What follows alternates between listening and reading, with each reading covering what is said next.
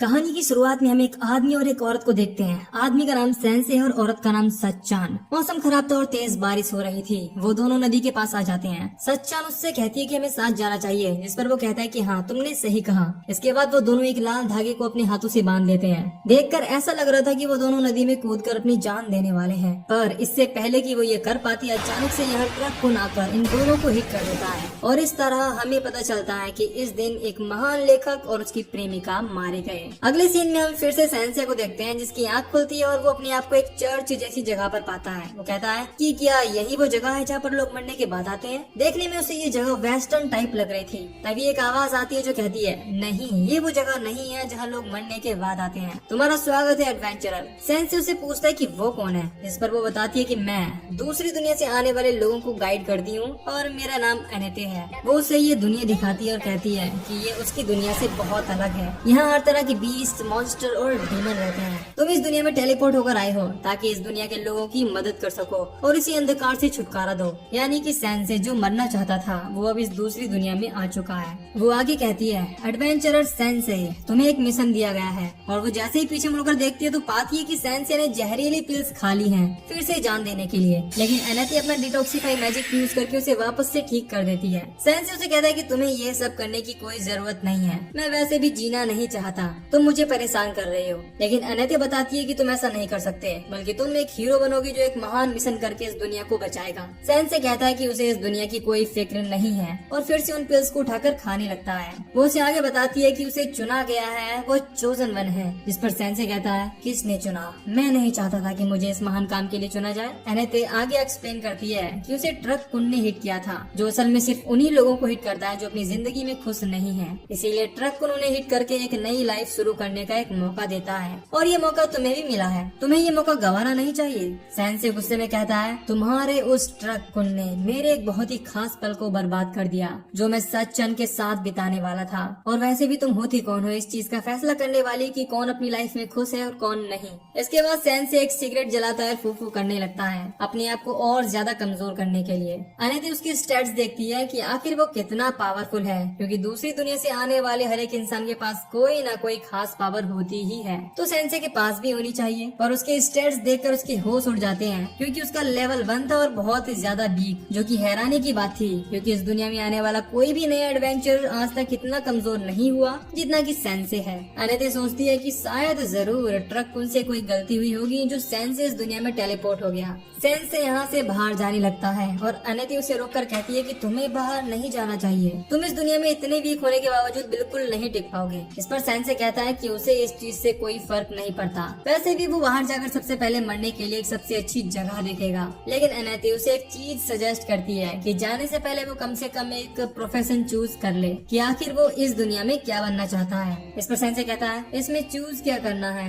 मैं एक पैदाइशी राइटर हूँ। इतना कहने के बाद वो चला जाता है। अनेते वो सोचने लगती है कि आज तक वो कभी भी ऐसे इंसान से नहीं मिली। वो हर किसी नए बाहर की दुनिया से आने वाले से मिलने पर एक्साइटेड होती थी। हर कोई किसी न किसी वे में ताकतवर था। अनलाइक सेंसे, वो कब से ऐसे ही किसी इंसान के आने का इंतजार कर रही थी। सेंसे बाहर आता है और वो अभी भी वो जहरीली पिल्स ऐसे खा रहा था जैसे कैंडी खा रहा हो। तभी उसे एक लड़की की आवाज आती है जो मदद के लिए पुकार रही थी। वो लड़की सेंसे को देखती है और मदद मांगती है, लेकिन सेंसे क्रीपी सी स्माइल के साथ कहता है, मरती हुई औरतें वाकई खूबसूरत लगती हैं। इस पर वो लड़की कहती है, क्या तुम मजाक कर रहे हो, जल्दी करो और मुझे बचाओ। सेंसे उसे बचाने की एक्टिंग करता है, कहता है, देखो मेरे हाथ तुम तक नहीं पहुंच पा रहे तो मैं तुम्हें नहीं बचा पाऊंगा। इसके तुरंत बाद वो ट्री मॉन्स्टर अपनी जड़ों से सेंसे को भी पकड़ लेता है और अब वो दोनों एक साथ लटक रहे हैं। लड़की कहती है, देखो तुम्हारी वजह से अब हम दोनों मरने वाले हैं। फिर वो लड़की बताती है कि ट्री मॉन्स्टर के पास लाइफ फोर्स खींचने की पावर है, जिससे वो हमारी लाइफ फोर्स खींचकर हमें मार डालेगा।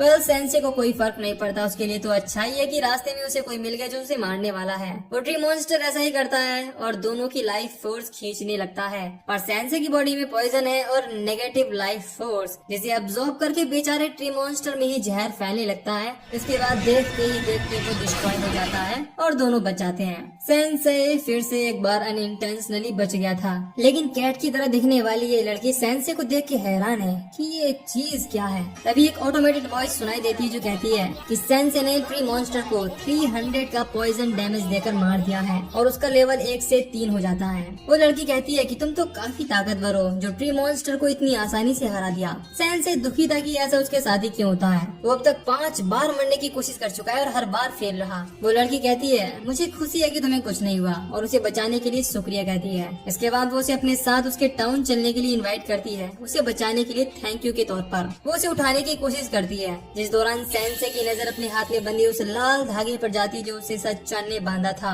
और उसके बारे में सोचने लगता है। वो सोचने लगता है अगर मैं यहाँ पर टेलीपोर्ट हो गया हूँ तो शायद सच्चान भी इस दुनिया में टेलीपोर्ट हुई होगी और अब उसके पास जीने का नया पर्पस है, जो है सच्चान को ढूंढना और उसके साथ मिलकर वही काम करना जो अधूरा रह गया था। इधर अनीते गॉड से प्रे करती है कि वो फिर से सेंसे से मिले और अगले ही पल सेंसे दरवाजे पर था। इसके बाद वो दौड़ी दौड़ी जाने लगती है, लेकिन तभी उस नई लड़की को नोटिस करती है जो कहती है सेंसे वैसे हम यहाँ क्यों आए हैं। अनीते मन में सोच रही है कि ये कबाब में हड्डी कौन है। सेंसे अनीते से कहता है कि वो एक औरत जिसका नाम सच्चान है उसे ढूंढ रहा है, क्या वो इसमें उसकी मदद कर सकती है। एक और औरत कैट गर्ल उसे दिलासा देती है कि वो उस औरत को जरूर ढूंढ लेगा और अगले टाउन रॉथ में चलने की एडवाइस देती है। अनीते उसे सेंसे के क्लोज देखकर मारती है और कहती है कि उसे पब्लिक में किसी मर्द का हाथ नहीं पकड़ना चाहिए। कैट गर्ल समझ जाती है कि इसकी बहुत जल रही है और कहती है क्या तुम सेंसे से प्यार करने लगी हो। इस पर अनीते कहती है कि ऐसा कुछ नहीं है। तो कैट गर्ल पूछती है कि फिर तुम साथ क्यों आई। अनीते बताती है कि सेंसे दूसरी दुनिया से यहाँ आया है और बहुत कमजोर है। कैट गर्ल को कमजोर वाली बात पर विश्वास नहीं होता क्योंकि एक कमजोर आदमी ट्री मॉन्स्टर को हराकर उसकी जान नहीं बचा पाता, जो सुनकर अनीते खुद भी हैरान है और जल भी रही है कि सेंसे ने उसे बचाया। सेंसे इधर एक कॉफिन ढूंढ लेता है अपनी पर्सनैलिटी के हिसाब से और कहता है तामा अनीते मेरे लिए इससे अच्छी जगह सोने के लिए नहीं हो सकती थी और गुड नाइट कहकर सो जाता है। कैट गर्ल उससे कहती है कि उसका नाम तामा नहीं है, पर वो दोनों उसका नाम तामा रख देते हैं। अगले सीन में हम तामा और अनीते को देखते हैं जो बहुत ज्यादा मजदूरों की तरह मेहनत कर रहे थे सेंसे को खींच कर ले जाने में। इससे तामा फ्रस्ट्रेटेड हो जाती है और कहती है सेंसे तुम्हें पैदल चलना चाहिए, और उसे सेंसे से कोई रिस्पॉन्स नहीं आता। ये देखकर तामा थोड़ी घबरा जाती है और अनीते से पूछती है कि कहीं वो मर तो नहीं गया। इस पर अनीते उसका स्टेटस चेक करती है और कहती है नहीं, बल्कि वो रेस्ट इन पीस मोड में है। फाइनली वो एक सिटी में पहुंच जाते हैं। तामा सेंसे को जगाती है। इसके बाद वो कॉफिन से बाहर आ जाता है और अपने चारों तरफ देखकर कहता है कि दुनिया इतनी भी बुरी नहीं है। इसके बाद अनीते सेंसे को पैलेस में चलने के लिए कहती है, यहाँ के किंग और प्रिंसेस से मिलने के लिए। ये तीनों किंग के पैलेस में आ जाते हैं जहाँ किंग थॉमस और उसकी बेटी प्रिंस चार्लेट उनका स्वागत करते हैं। किंग कहता है कि वो इतने लंबे सफर के बाद थक गए होंगे, इसीलिए रात को पैलेस में ठहरने के लिए इनवाइट करता है। तामा और अनीते इसके लिए उसका शुक्रिया करते हैं, पर किंग की ये कंडीशन है उसे एडवेंचर स्टोरीज बहुत ज्यादा पसंद है, इसीलिए वो सेंसे से एक अच्छी सी एडवेंचर स्टोरी सुनना चाहता है। अब सेंसे जो एडवेंचर के नाम पर सिर्फ कॉफिन में पड़ा हुआ था कहता है ठीक है मैं आपको बताता हूँ कॉफिन में सोना कैसा लगता है। बेचारे किंग की ये सुनकर हालत खराब हो जाती है और सोचता है कि क्या वो उसे धमकाने की कोशिश कर रहा था। माहौल बिगड़ता देख अनीते किंग से कहती है कि प्रिंसेस चार्लेट काफी सुंदर है। इस पर जवाब में किंग कहता है हाँ, उसकी जल्द ही शादी होने वाली है और मैं तुम लोगों की सलाह लेना चाहूंगा। इसके बाद किंग 2 दावेदारों को बुलाता है, गोमेज एक बहादुर योद्धा और दूसरा ऑटो जिसे म्यूजिक बजाना काफी पसंद है। अब क्योंकि आए दिनों मॉन्स्टर्स अटैक करते रहते हैं और वो काफी बूढ़ा भी हो रहा है, इसीलिए उसे एक सूटेबल पर्सन चाहिए जो किंग बनकर राज्य और चार्लेट को आने वाले खतरों और डीमन से बचाए। चार्लेट भी श्योर नहीं है कि उसे किसे चुनना चाहिए, इसीलिए उसे भी सेंसे और उसके दोस्तों की ओपिनियन चाहिए। सेंसे कहता है मुझे ये कैसे पता होना चाहिए उसका फ्यूचर हस्बैंड कैसा होगा या कौन होगा। इसका फैसला सिर्फ चार्लेट को करना चाहिए क्योंकि ये एक बहुत ही खास फैसला है, ना कि हम जैसे एडवेंचरर से पूछना चाहिए जो अभी अभी यहाँ आए हैं। सेंसे किंग से ये तक कह देता है कि तुम किंग के थ्रोन की हकदार नहीं हो। तामा और अनीते सेंसे के रूड बिहेवियर के लिए किंग से माफी मांगने लगते हैं और कहते हैं कि वो कुछ ही वक्त पहले दूसरी दुनिया से यहाँ आया है, इसीलिए उसे माफ कर दीजिए। किंग उसे माफ कर देता है और सेंसे भी बाहर चला जाता है। अब रात को सेंसे जगा हुआ है और बाहर की तरफ देख रहा है। अनीते उसे सोने के लिए कहती है, जिस पर सेंसे कहता है कि वो कभी भी ठीक से नहीं सो पाता। फिर अनीते शर्माते हुए सच्चन के बारे में पूछती है, पर वो कोई भी जवाब दे पाता। अनीते एक पूंछ को देखती है जो तामा की थी और सेंसे की गोद में सो रही थी। अनीते गुस्से में पूछती है कि वो यहाँ पर क्या कर रही है। जवाब में तामा कहती है कि उसे ठंड लग रही थी तो वो यहाँ आ गई। दोनों लड़ने लगती हैं और सेंसे यहाँ से बाहर आ जाता है, जहाँ आगे जाकर वो चार्लेट को देखता है जो रात के सुंदर नजारे को एंजॉय कर रही थी। नजारा वाकई काफी सुंदर है। झील इस चांदनी रात में और भी खूबसूरत लग रही है। बेशक मेरा तो मन कर रहा है कि मैं इसी में डूबकर अपनी जान दे दूं।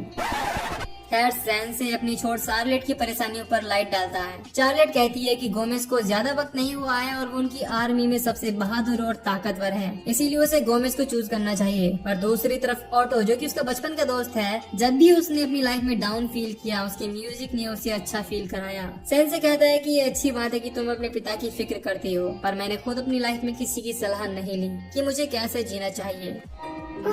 तुम्हें भी अपने फैसले खुद लेने चाहिए। इतना कहने के बाद वो यहाँ से चला जाता है। अगले दिन राजा फिर से उन तीनों को बुलाता है और बताता है कि चार्लेट ने फाइनली चूज कर लिया है कि वो किससे शादी करने वाली है और मुझे अच्छा लगेगा कि तुम लोग विटनेस के तौर पर यहाँ रहो। चार्लेट आती है और सरप्राइजिंगली सेंसे को अपने हस्बैंड के तौर पर चूज कर लेती है और कहती है मैं सेंसे के साथ जीना और मरना पसंद करूंगी।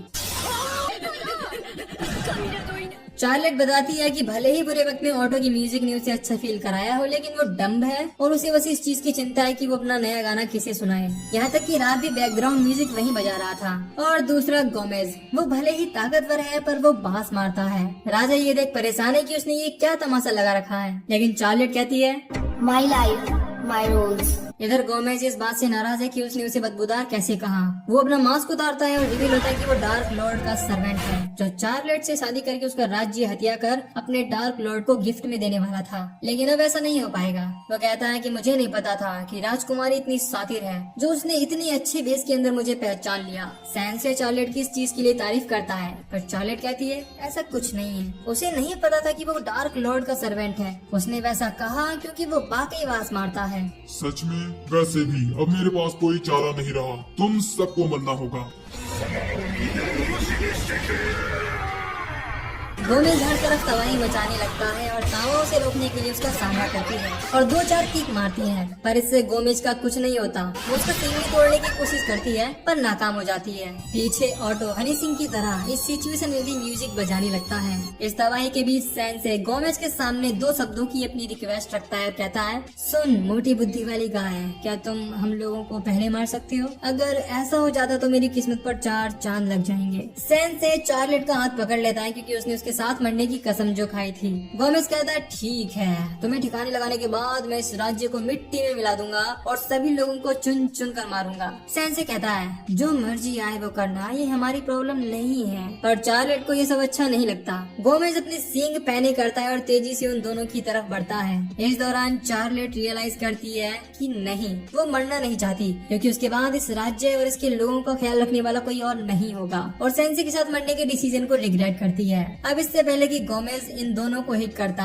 चार्लेट कहती है नहीं, मैं मरना नहीं चाहती बल्कि अपने राज्य के लोगों का ख्याल रखना चाहती हूँ और आने वाले हर खतरे से इसे बचाना चाहती हूँ। सेंसे उसकी फीलिंग समझ जाता है और ये भी कि वो आखिर सच में चाहती क्या है, इसीलिए वो एन मौके पर चार्लेट को रास्ते से हटा देता है। अब इससे पहले कि गोमेज अपने सींग को सेंसे की बॉडी के आर पार करता अनेते होश में आती है और अपने मैजिक का यूज करके बैरियर और लाइट की सींग बना देती है। इसे गोमेज के सींग ब्रेक नहीं कर पाते और टूट जाते हैं। तामा भी मौका देखकर वाइल्ड कैट स्ट्राइक नाम का अटैक गोमेज पर थ्रो करती है। इसके बाद वो महल से सीधा बाहर गिरता है। अनेते और तामा जान बचाने के लिए एक दूसरे को थैंक यू बोलते हैं। इधर किंग अपनी बेटी से माफी मांगता है और एक सही फैसला लेता है, जो था अपनी बेटी को राज्य की कमान सौंपना, और इस तरह चार्लेट अब यहाँ की नई क्वीन बन जाती है।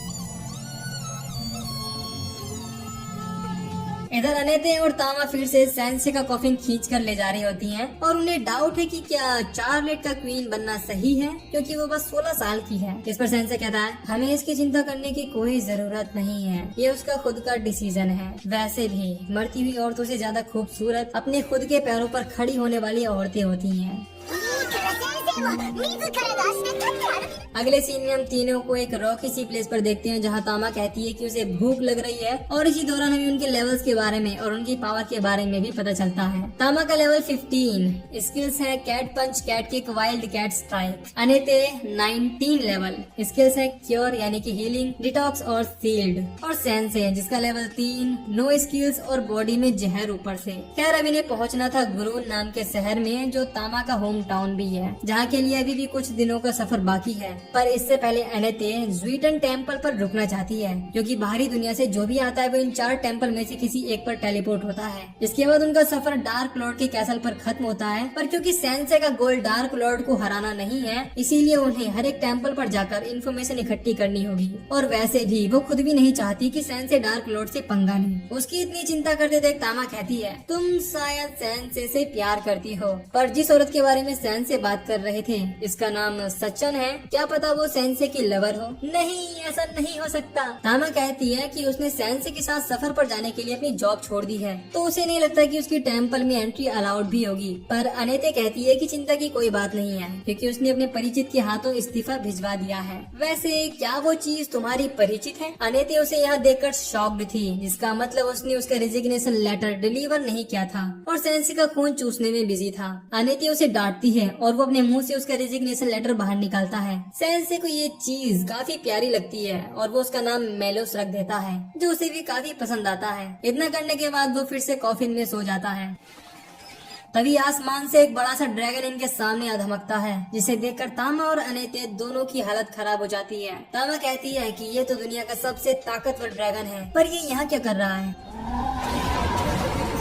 तभी कोई उस ड्रैगन को रियू का नाम से पुकारता है और कहता है, रुक जाओ। फिर वो एक सीक्रेट लैंग्वेज में उससे बात करके उसे शांत कर देती है। तामा और अनेते ये देख हैरान है कि उसने ड्रैगन को कैसे काबू में कर लिया। वो उससे पूछती है कि वो कौन है, जिस पर वो कहती है, इस एरिया में मेरे मॉन्स्टर घूम रहे हैं, तुम्हें यहाँ से जल्द निकल जाना चाहिए। पीछे उस कॉफिन को देखकर उसे लगता है कि पहले ही कोई मर चुका है, लेकिन सेंसे बाहर आकर कंफर्म करता है कि नहीं, वो बस आराम कर रहा था। अनेते सेंसे को इंट्रोड्यूस करती है और कहती है, थोड़ा टेढ़ा है पर बाहरी दुनिया का ये छोरा है। बाहरी दुनिया का नाम सुनकर वो किल मोड में आ जाती है, जैसे बाहरी दुनिया वाले उसके जानी दुश्मन हो। उसे मारने का मन बना लेती है और मैजिक अटैक उसकी तरफ थ्रो करती है। अनेते शील्ड बना लेती है, पर अटैक इतना पावरफुल था कि वो उसे रोक नहीं पाती। अनेते ये देख कहती है कि वो उसका सामना नहीं कर पाएंगे। सेंसे को बचाने के लिए दोनों उसके सामने खड़ी हो जाती है, पर उसका ऑरा इतना पावरफुल था कि वो उसके सामने खड़े भी नहीं हो पा रहे थे। उसके गले का मार्क उन्हें डार्क लॉर्ड जैसा लगता है, जिससे वो समझ जाते हैं कि वो इतनी पावरफुल क्यों है। सेंसे दोनों को पीछे हटने के लिए कहता है, सिंस उसकी दुश्मनी सिर्फ बाहरी दुनिया वालों से है, और अपने आप को उसके हवाले कर देता है और कहता है, तुम जो चाहो वो मेरे साथ कर सकती हो,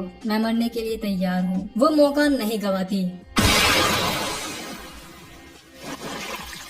मेरा नाम वॉल्डेलिया है, बाहरी दुनिया से आए एडवेंचरर। इतना कहकर वो जाने लगती है। अनेते और तामा की हालत भी काफी खराब हो चुकी थी। वो सेंसे को ब्लीड करता देख खुद भी बेहोश हो जाते हैं। सेंसे फिर से खड़ा हो जाता है और वॉल्डेलिया के पास आकर कहता है, तुम्हारी तरह मैं भी किसी से बहुत नफरत करता था, इतना कि उसे मैंने धमकी भरा लेटर तक भेजा था, और शायद तुम भी अभी इस कंडीशन में हो क्योंकि तुम्हारी आंखों में काफी दर्द है। क्या मैं इसकी वजह जान सकता हूँ? उसकी अचानक से खड़े होकर ये डायलॉग मारना और उसकी चिंता करना, ये देख वॉल्डेलिया की हालत खराब हो जाती है और वो अपने ड्रैगन पर बैठ के भाग निकलती है। इसके बाद सेंसे फिर से गिर जाता है। मेलोस पत्थर के पीछे छुपकर ये सब देख रहा था, इसीलिए वो कारपेट बनकर उन तीनों को लेकर एक टेम्पल पर पहुंच जाता है, जिसकी प्रीस्टेस यानी कि बिशप अनेते की दोस्त ईशा थी। अगले दिन हम सेंसे को एक शॉप पर देखते हैं, जो वहाँ से पॉइजन की एक बोतल खरीदता है। दुकानदार बताता है कि एक बहुत ही अच्छी पॉइजन है मॉन्स्टर्स पर यूज करने के लिए, लेकिन सेंसे खुद ही वो पॉइजन पीने लगता है क्योंकि उसकी तबीयत जरूरत से ज्यादा जो अच्छी हो गई थी। खैर अनेते ईसा की मदद के लिए शुक्रिया कहती है और पूछती है कि क्या वो किसी ऐसे बाहरी दुनिया से आई औरत को जानती है जिसका नाम सच्चन हो। इस पर ईसा कहती है कि नहीं, उसने ये नाम कभी नहीं सुना। पर ईसा अनेते से गुस्सा है क्योंकि उसने बाहरी दुनिया से आए इंसान के लिए अपनी जॉब छोड़ दी, क्योंकि बाहरी दुनिया के लोग अच्छे नहीं होते। इस दुनिया में आने के बाद जो पावर उन्हें मिलती है वो उसका गलत इस्तेमाल करते हैं। तभी यहाँ पर एक रैपर आता है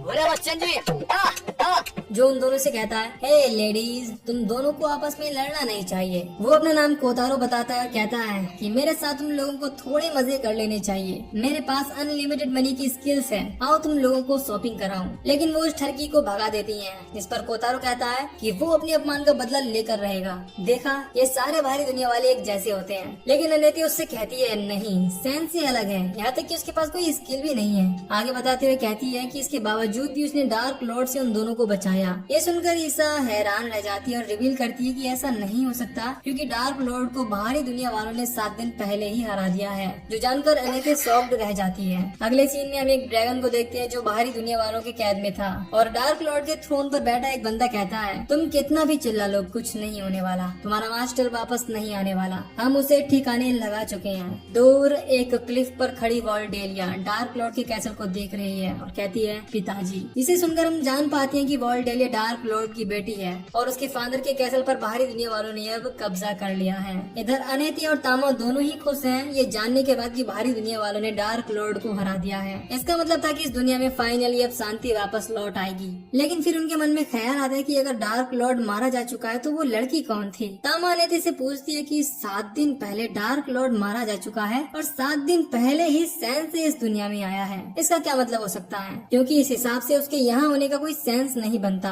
फिर सैंसे कहता है कि क्योंकि वो एक राइटर है तो सोच रहा है कि क्यों ना वो उन सारी घटनाओं को लिखे जो अब तक इस दुनिया में हुई हैं। खैर अनेती और तामा शॉपिंग पर जाने का डिसाइड करती हैं और सैंसे को एक हैवी आर्मर में छुपा देती हैं ताकि वो किसी मुसीबत में न फंस जाए। और इस आर्मर की खास बात यह है कि ये छोटे मोटे मैजिक अटैक को डिफ्लेक्ट कर सकता है। कुछ देर बाद उसके पास ईसा आती है जो सैंसे से कहती है कि तुम्हें अनेती से दूर रहना चाहिए, उसका दिल बहुत साफ है, वो किसी भी इंसान पर आसानी से विश्वास कर लेती है और मुझे लगता है कि तुम्हें उसे छोड़ना होगा। जवाब में सैंसे कहता है, मैंने उसे कैद करके नहीं रखा है, वो अपनी मर्जी से मेरे साथ है। तभी वुल्फ पर बैठे एक बंदे की एंट्री होती है। कोतारो उसकी चमचागिरी करते हुए कहता है, इनका नाम है लॉर्ड सुजुकी।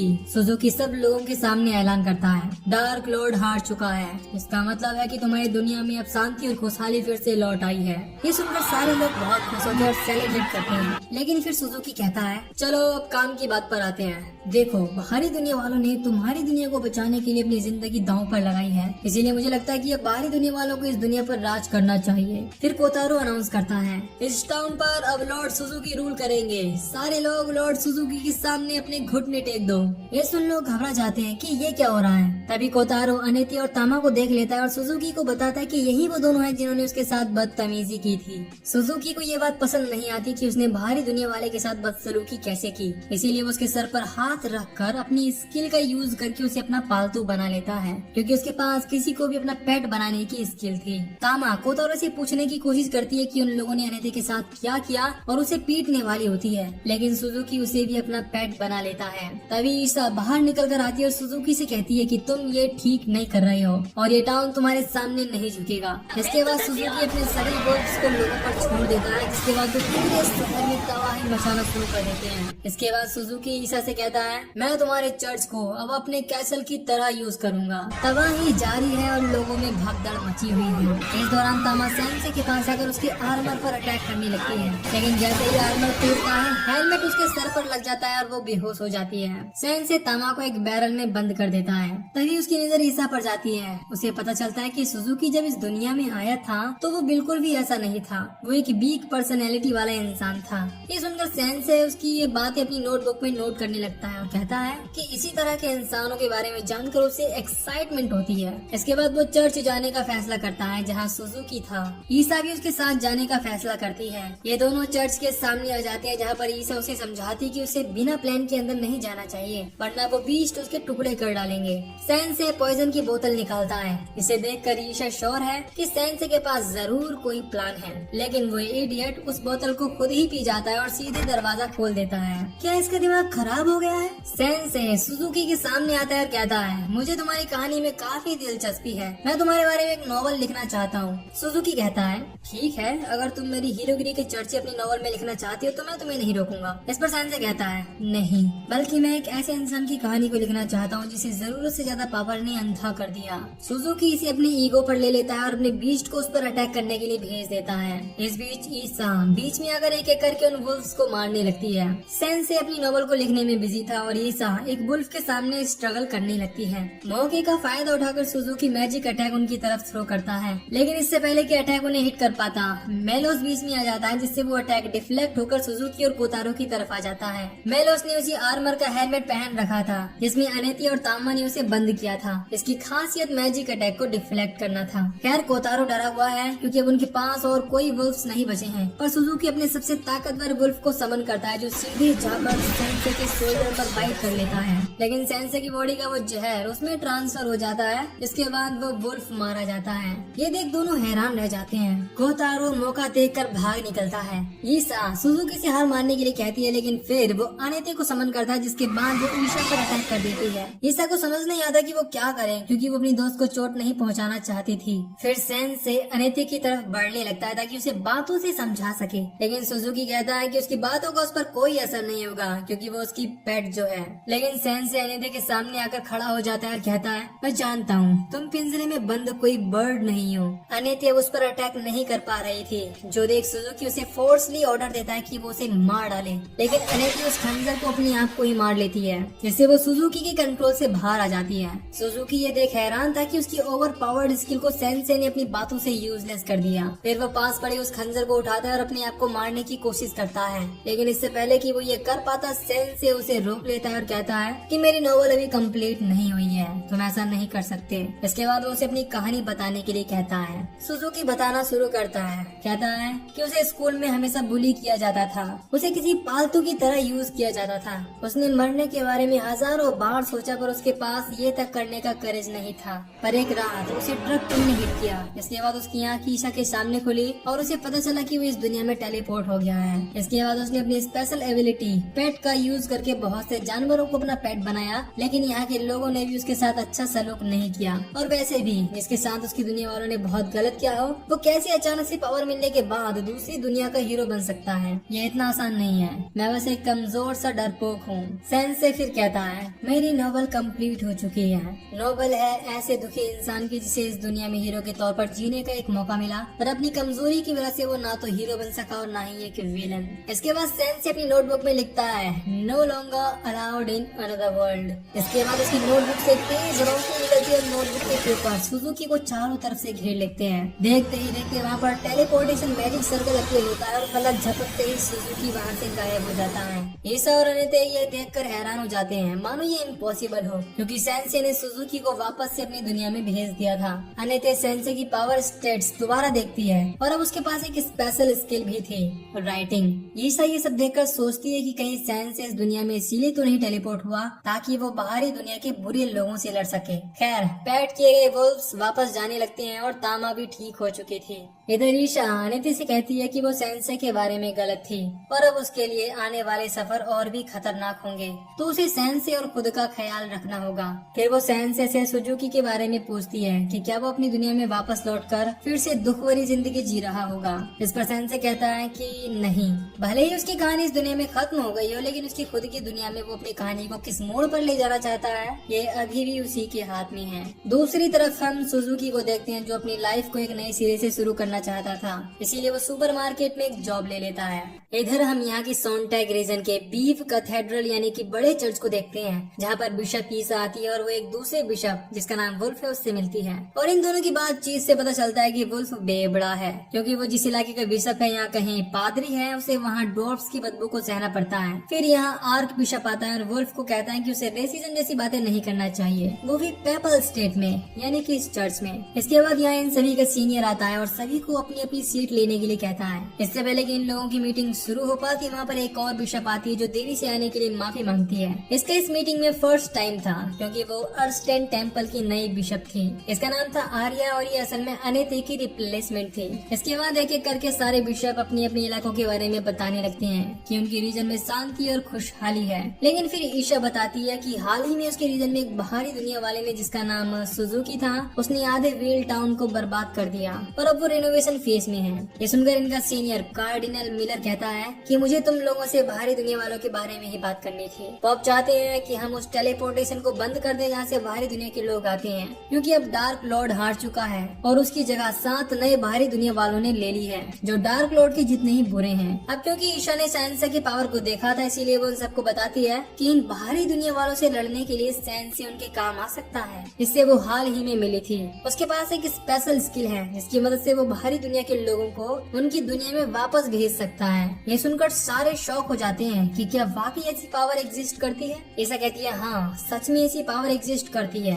तभी यहाँ पर इन सभी का सीनियर पोप आ जाता है जो कहता है ईशा, तुम्हारा यह नया दोस्त हमारे लिए उम्मीद की किरण बन सकता है, क्या तुम मुझे उसके बारे में और बता सकती हो। इधर अनेते और तामा सेंसे को घसीटते हुए अगले टाउन तक ले आती है जहाँ वो ठहर सकते हैं। पास ही में एक लड़का मिलता है जिसका नाम नीर था। वो कहता है कि अगर तुम्हें मेरी हेल्प चाहिए तो बता देना, क्योंकि मैं पैसों के बदले में तुम्हारे लिए एक ताकतवर साथी ढूंढ सकता हूँ जो सफर में तुम्हारे काम आएगा, और यही मेरा काम है। तामा को ये आइडिया पसंद आता है क्योंकि उसके बाद कम से कम उसे ये कॉफिन तो नहीं खींचना पड़ेगा। इसके बाद अनेती उसे 40,000 जेरी को देने के लिए राजी हो जाती है। वो उनसे पैसे ले लेता है और यहाँ से जाते हुए कहता है कि वो जल्द ही बहादुर योद्धा को लेकर वापस आएगा। फिर ये ठहरने के लिए जगह ढूंढ लेते हैं और वो लोग अभी भी उस लड़के का इंतजार कर रहे थे, लेकिन रिसेप्शनिस्ट ने बताती है कि असल में उनके साथ स्कैम हो चुका है। ये सुनकर अनेते और तामा बहुत घबरा जाते हैं क्योंकि उन्होंने उसे 40,000 जेरी को दिए थे। इस पर सेंसे कहता है कि उसे पहले से ही कुछ गड़बड़ लग रही थी क्योंकि उसकी आंखों में उसे बचपन नजर नहीं आ रहा था।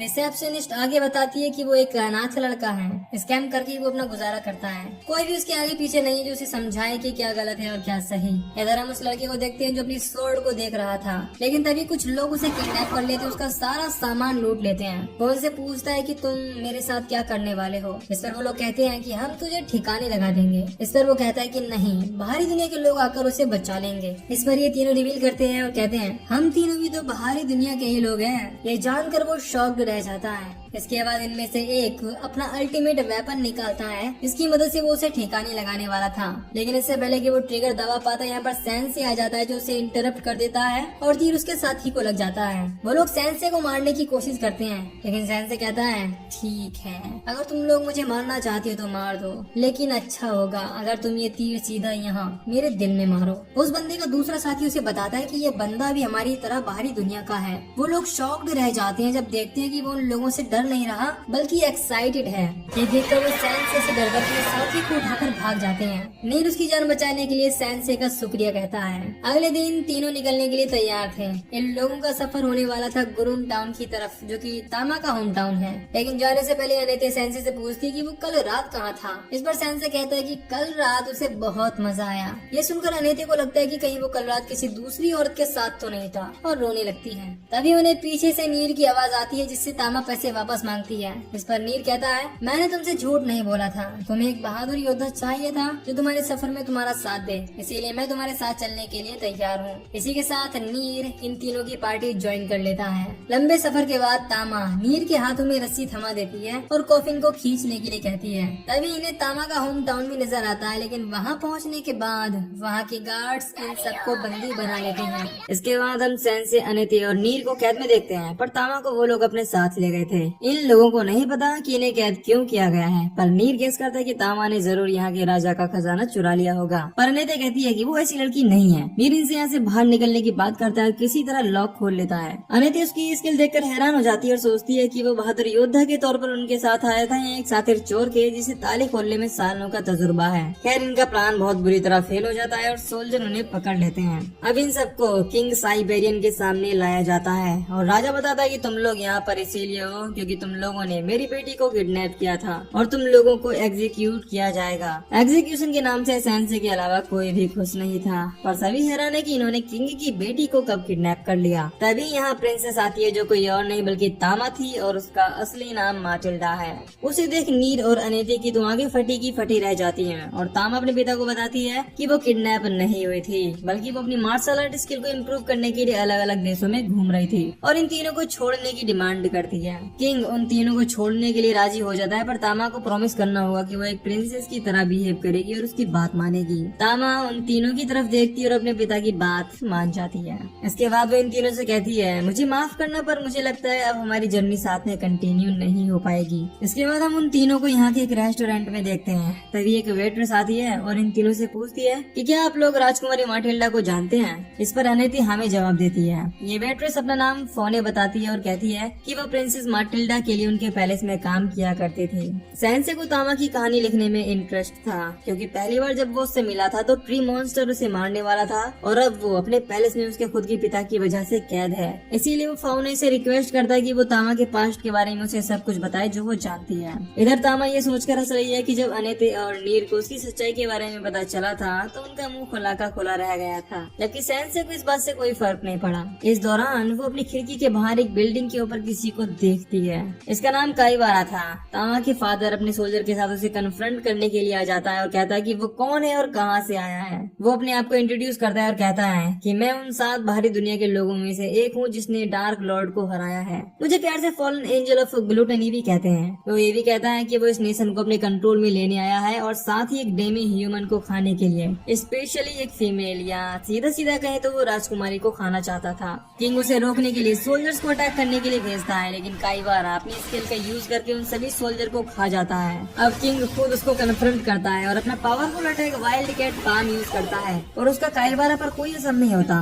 काईवारा कहता है माफ करना, पर मैंने सुबह नाश्ते में बहुत सारे गोलम खा लिए थे, जिस वजह से तुम्हारा अटैक मुझ पर बेअसर हो गया। अब किंग काईवारा को पकड़ना नहीं चाहता बल्कि मारना चाहता है, इसीलिए वो अपना पावरफुल अटैक चार्ज करता है और उसकी तरफ बढ़ने लगता है और कहता है कि तूने मेरे आदमियों को मार डाला, अब तू रहम की भीख भी मांगे तो तुझे नसीब नहीं होगी। काईवारा भी अपनी स्किल को रेडी रखता है और इससे पहले कि कोई भी एक दूसरे को मार पाता, तामा यहाँ पहुँच जाती है और देखती है कि ये वही आदमी है जो उसने कुछ देर पहले बिल्डिंग के ऊपर देखा था। वो अपने फादर की हेल्प करने के लिए कहती है, पर किंग उसे रोक देता है और कहता है कि तुम लियोन की जगह कभी नहीं ले पाओगे। इधर फाउने उन्हें बताती है कि तामा का एक ट्विन ब्रदर था जिसका नाम लियोन था। वो ग्रून की गद्दी का वारिस था।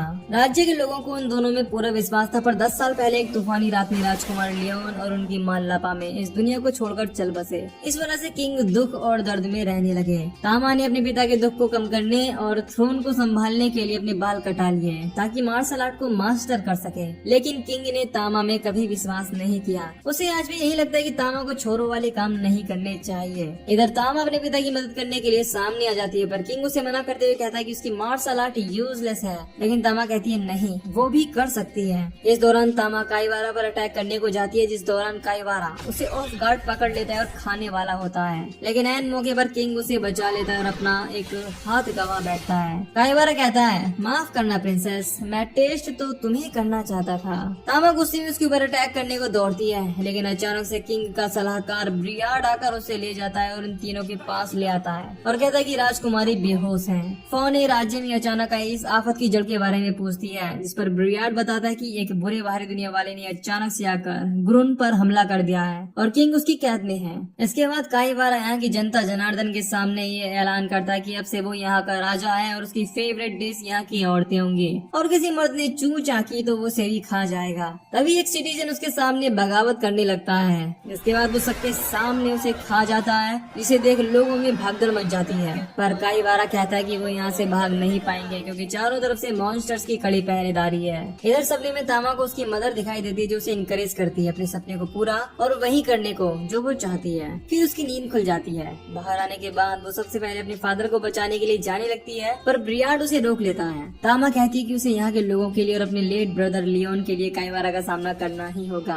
अनेती उसे इस समय किसी भी कदम को उठाने से मना कर देती है और कहती है कि मैंने उस घटना के बारे में सुना है जिसमें तुम्हारी माँ और भाई गुजर गए थे। उस इंसिडेंट ने यहाँ की जनता जनार्दन की आंखें नम कर दी थी, क्योंकि यहाँ के लोगों को किंग और उसकी फैमिली से प्यार है और अभी यहाँ के लोगों की इकलौती उम्मीद तुम खुद हो। इसके बाद सेंसे अनेते नीर और मेलोस को साथ चलने के लिए कहता है और वो पहुँच जाते हैं गेट कीपर के पास। सेंसे कहता है कि मैं चाहता हूँ कि किंग काईवारा मुझे खा ले, मुझे बहुत खुशी होगी।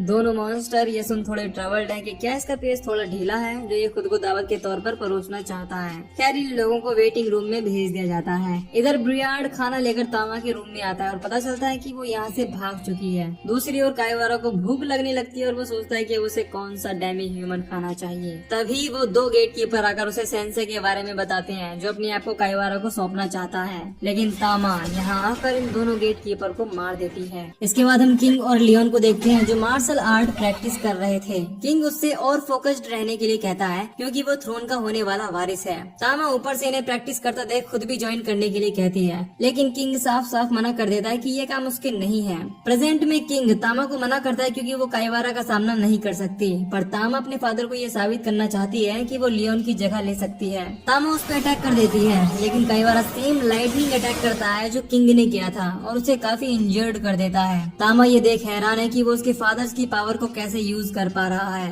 काइवारा बताता है कि वो जिसका भी फ्लैश खाता है उसकी पावर्स को भी एब्जॉर्ब कर सकता है और यही उसकी ताकत है। दूसरी तरफ सैंसे नीर की मदद से प्रिजन ब्रेक करके वहाँ से निकल आया है और तामा की मॉम यानी लेट क्वीन के कमरे में आकर ताका झांकी शुरू कर देता है। अनेती और नीरू से मना करते हैं कि वो किंग के पैलेस में ऐसे इलीगल ताका झांकी नहीं कर सकता। खैर तभी उसे एक ड्रॉवर मिलती है जो लॉक्ड थी और उसे खोलने के लिए वो सातिर नीर का यूज करता है और वो खुशी से उस ड्रॉवर को खोल देता है। इसके अंदर एक नोटबुक थी। इधर काइवारा तामा पर टाइगर किक और लायंस ब्लेड जैसी ताकतवर अटैक करके उसकी हालत खराब कर देता है और कहता है कि जैसा कि तेरे बाप ने कहा तेरे मार्शल आर्ट्स बिल्कुल यूजलेस हैं। अब तामा अपने भाई को याद करती है जो जंगल में प्रैक्टिस कर रहा है। तामा उसके पास आती है और कहती है कि तुम्हें तो मार्शल आर्ट्स पसंद नहीं है, तो फिर तुम ये क्यों इतनी प्रैक्टिस करते हो। लियोन कहता है हाँ तुमने सही कहा और इसीलिए मुझे बाकी सबसे ज्यादा मेहनत करनी होगी क्योंकि मैं फादर की तरह ही ताकतवर बनना चाहता हूँ ताकि मॉम तुम्हें और पूरे राज्य को हर खतरे से प्रोटेक्ट कर सकूं। तामा ये सब सोच ही रही थी कि तभी किंग उसे पीछे हट जाने के लिए कहता है क्योंकि काइवारा उसके लिए बहुत ही ज्यादा पावरफुल है,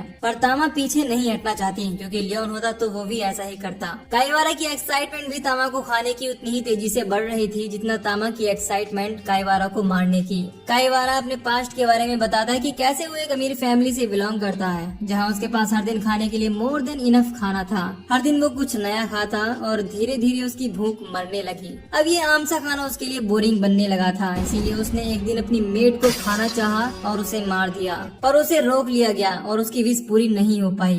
खैर जब वो सड़क किनारे एक बंदे जो कि बेचारा अपना क्विक नूडल खा रहा था उसने उसे तक मार दिया तो ट्रक कुन्ने उसे हिट कर दिया और इस तरह काइवारा आ पहुंचा इस दुनिया में जहाँ वो अपनी पसंद की हर एक पॉसिबल चीज को खा सकता है। इसके बाद अब वो तामा को खाने के लिए उसकी तरफ जंप करता है, लेकिन तभी इनके बीच में सैंसे आ जाता है और कहता है कि तुम्हारी कहानी तो बहुत बोरिंग है, इतने कि मेरे कानों से खून निकल जाए। काइवारा सैंसे को खाने की कोशिश करता है पर वो उसे नहीं खा पाता। ऐसा पहली बार हुआ था क्योंकि इतने डिप्रेस इंसान को खाने के लिए उसकी इंस्टिंक्ट मना कर रही थी। तभी अनेते और नीर पीछे से आकर उसे सरेंडर करने के लिए कहते हैं। अनेते कहती है कि सैंसे उसे वापस उसकी दुनिया में भेज देगा, पर सैंसे मना कर देता है क्योंकि वो काइवारा के ऊपर अपनी नॉवल नहीं लिखना चाहता था। काइवारा इसे अपने ईगो पर ले लेता है और कहता है कि मुझे तुम लोगों ने समझ क्या रखा है। खैर सैंसे ने इस बार तामा की कहानी को लिखा था और वो उसे उसकी नॉवल देकर उसे खोलने के लिए कहता है, जिसके बाद ठीक वैसा ही होता है जैसा सुजुकी के साथ हुआ था। अनेते ये देख हैरान थी कि सैंसे की ये पावर इस दुनिया के लोगों पर भी काम कर रही है। सैंसे तामा की नॉवल को एक्सप्लेन करता हुआ कहता है कि तुम एक प्रिंसेस जिसने अपने भाई और माँ के गुजर जाने के बाद पिता की खोई उम्मीद बनने की कोशिश की। फिर वो उसे अपनी माँ की कही बात याद करने को कहता है जहाँ तामा की माँ उसे कहती है कि उसे वही करना चाहिए जो उसे अच्छा लगता है, पर तामा को डर है क्योंकि फादर को उसका लड़कों वाली चीजें करना अच्छा नहीं लगता। सैंसे इसके बाद उससे कहता है कि ये उसके ऊपर है कि वो अपने पिता के लिए एक आइडियल प्रिंसेस बनना चाहती है या अपने भाई की जगह पर एक आइडियल प्रिंस बनना चाहती है, या ये दोनों ही चीजें उसकी मंजिल नहीं है।